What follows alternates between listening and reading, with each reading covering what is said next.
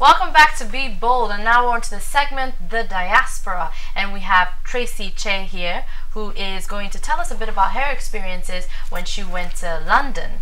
Thank you very much for joining us here. Thank you for having me. Yes, so tell us a bit about yourself. Okay, I will start from why I'm here and how it fits in. I did my tertiary education in Ghana, and then I went to London not to actually work but just on holiday, and somehow I managed to get my first job, and I stayed on, did 3 years there, and then came back to Ghana. And now I am working with Global Media Alliance. So how long were you in the UK for? Permanently for 3 years. For 3 years? Yes. So you lived in Ghana all your life, you studied here? No, I was born in the UK, came to Ghana when I was about 6, and then did all my education here, and then went to the UK. Okay, and why did that happen? You going to the UK? Was it your decision or your parents? It was mine. Like I said, it was just for a short while. After university, just come back, do your service. But then for some reason, I ended up staying. It was actually because I got my first job, so I ended up staying there, and then it just continued. Just randomly, I want to go to UK. It was random. And see what it's like. Not necessarily see what it's like because I'd been going, but just to go for a short while, come back, do my national service, and look for a job. Okay, that's allowed. It happens. Yeah. So tell me about your experience over there. Okay. For me, in some ways, I would say I was a bit lucky because my sister was already there. So I went there for a holiday. Somehow I got a job as a compliance administrator, and I did that a bit. Prior to that, my education, I did banking and finance at University of Ghana. So I went there, did a bit of that, was doing a little bit of accounts there, and then I got a job as an accounts assistant.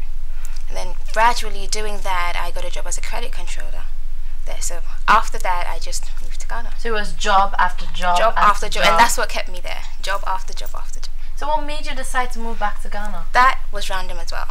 I didn't plan You're a random girl, I didn't plan to come back and stay. I had personal issues to sort out, but then when I came to Ghana, things didn't go as planned, and then fortunately I was able to get a job here. Before it wasn't that great, but you come to Ghana, you're relaxed, the working environment, everything. It might not be what you expect or what you experience outside, but then in ways it was just back to be home and doing something with yourself. You said before it wasn't that great. How do you mean? When you come back, this is my first job in Ghana, so I've never ever worked in Ghana, but when you come back, you expect a bit more, because you tend to compare what you had there, let's say in the UK, to what it is here, and then you get a bit frustrated, let's say, with basic things like your internet being slow, things like that, people being laid back, so you get a bit frustrated. But then after a while, you begin to think about where you are. It's not the same, we're different continents, different things going on. So you get used to it, and you try to do your part, bring whatever you've learned to Ghana, wherever you're working, and try to run with it. Yeah, you talked about expectations there. What do you think people that are looking to do random moves like what you did should do to sort of manage those expectations that they have? Thing is, you don't come to Ghana expecting to get what you had there. It would happen, but it's something you shouldn't do. I have friends who come to Ghana on holidays and always want to come back, go I'm coming back in a year. But they tend not to come because they come to Ghana, they go into somebody's office and they're expecting... Let me just tell you a bit about my experience. When I first came, I went for an interview somewhere. I read about the company online, so I thought, wow, it was good. I got there and I saw the environment. I was like, okay, I'm not going to do this interview because no, this is not what I was expecting, So for me, it was part of my expectation. I did go for the interview, got a job, and it's been brilliant. Yeah. So all I tell everybody else is don't come expecting, what you see there, because it's different. This is Africa, So just try to bring down your expectations and do whatever you have. Take ownership of whatever you're doing. Make sure you do it and do it well, because if you don't, nobody else will do it for you. And personally, I believe in taking pride of whatever you're doing, be it work, regardless of what you do, you need to do it, because if you don't, somebody else is going to come and just snatch it away from you. Yeah, definitely. Now, what does it mean to be a woman in the UK as compared to being a woman here in Ghana? You've experienced both sides of the world. Tell us about that. In the UK, I would say there's not much discrimination as to man, woman, because everybody believes anybody can do any job. Even though sometimes it is there, but it's not as much as it is in Ghana. But however, saying that, Ghana has changed. We're not like we used to be. People still don't have that mentality. Most people have actually traveled, they've been outside, so they know what it is. So I would say in the UK there's not much discrimination, but we're catching up in Ghana. Okay, so you think mainly it's about the discrimination that you face here? Is that what you're saying? Not so much. All I'm just saying, discrimination is everywhere. But comparing the two, it's a little bit more in Ghana, just because of where we've been, where we're coming from. You know, it will take time for us to realize that we can all do the same things, or it's not just something isn't just a man's job. You know, things like that. Now, finding a job here in Ghana, was that difficult? I would say finding a job anywhere is difficult. You know. The only thing I didn't like about Ghana is more about who you know. So you know somebody, it's easy for you to get a job. In the UK, for me, it wasn't about who I knew, because I really didn't know anybody. It was about the experience that you have, what you've done, school, you know, things like that, things that you can do. For Ghana, it's not so much about what you can do or what school you went to or whatever. It's about who you know. So you can get a job and not know how to do it. Do you like that that concept? Who you know? Yes. No, I don't. Yeah. So how do you think that we can make it better for us as a country? How can the government assist? How can we assist? How can private sector, like, how can we make it better?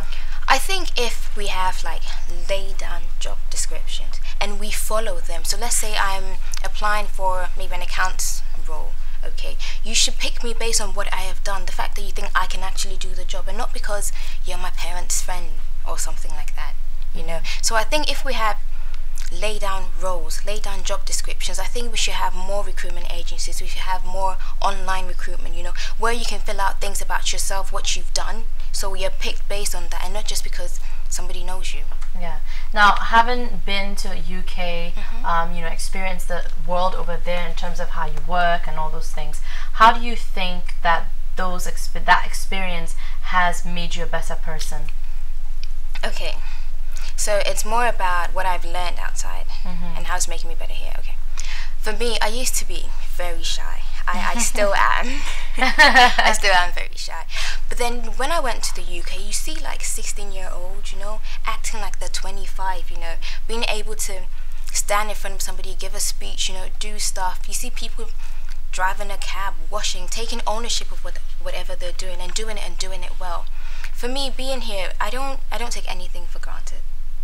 Okay, I am not as shy as I used to be. I've built more confidence now, and I got all of that from being outside. And I usually do, I know Be Bold is about bringing back whatever we've learned, or coming back to Ghana, the brain gain thing that we follow. And what I'd say is, I think everybody who has the opportunity, who has the chance, should go. Travel outside, learn whatever you can, but just remember to bring it back home. Don't stay out there. No, don't stay out there for too long. I think you can actually stay out there, but do something in Ghana, like build something in Ghana, you know. Whatever you're gaining from there, bring it home. Let's all use it and make something better of ourselves. Do you plan on staying in Ghana? Yes, I do. Yeah, that's good. Now, the Millennium Development Goals, our goal 3 is promote gender equality and empower women. How do you think that we can accomplish this goal?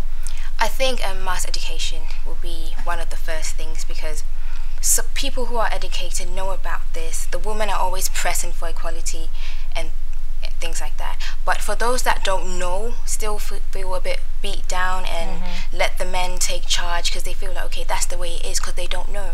So if we do a lot of mass education, get the media like extremely involved in it, I think it will go a long way to help us, because then you would have the kids who listen to these radios and sing all these songs, like hearing things like that, being able to like even speak it from a young age. And I think kids are most acceptable to change, you know.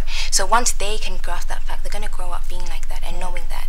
Yeah. Now, Tracy, we've been talking a lot about young people starting their own companies and, you know, getting themselves started in Ghana, but you've actually come down and you're working for a company. So I want you to also tell those people that are looking into getting jobs, what sort of advice do you have for them in terms of what to expect, in terms of how to really do their best at these companies? Okay. One is expectation. Don't expect too much in terms of salaries, in terms of environment, in terms of like even like the premises and stuff like that, because it led me off. I'll just say don't expect too much. Just whatever you can do, whatever you're bringing, whatever new idea that you have, bring it down and just be part of an organization. If you feel something, you get into a company, feel whatever they're doing is wrong, if you think you've got a way to change it, don't be shy. Just come up and change it.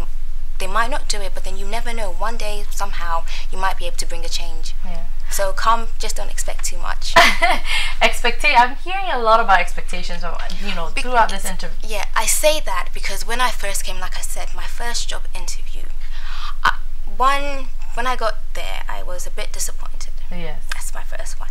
And two, when they asked me how much I wanted to be paid, the HR manager herself looked surprised. And then when she told me how much... What did you say? I can't discuss that. I really can't Was it disclose too that. much? It was ridiculously... You were mentioning a salary that you would get in London. Is that what you did? I wasn't comparing it that way. What did you do? There. What did you say? I mean, what... I can't really say. Okay, go ahead. It's really embarrassing to say. But the thing is, like I said, don't expect too much. Don't try to because I was not trying to compare what I was getting there. I brought it down a bit, and I took the advice of the wrong person. Yeah. Okay. But was it mainly based on you felt what you deserved, or because of your education and the work experience, or what you thought you could bring to the table? I think it's what I thought the job would be. Okay. Okay, but it wasn't as much as I thought. And two, expectation for me, because I was expecting so much. Okay, this is cool. And I would say, if you come to Ghana, you're looking for a job, speak to someone. Speak to somebody who's already in here, who knows what it's like. That's a good one. I think that's what you should do. Make sure you get advice from more than one person, because I got my advice from one person and it was wrong. Really embarrassed. It was just so wrong. Yes. Yeah. All right. Well, thank you very much, Tracy, for joining us here today. Thank you. Yes. All right. Let's take a quick commercial break. We'll be back shortly.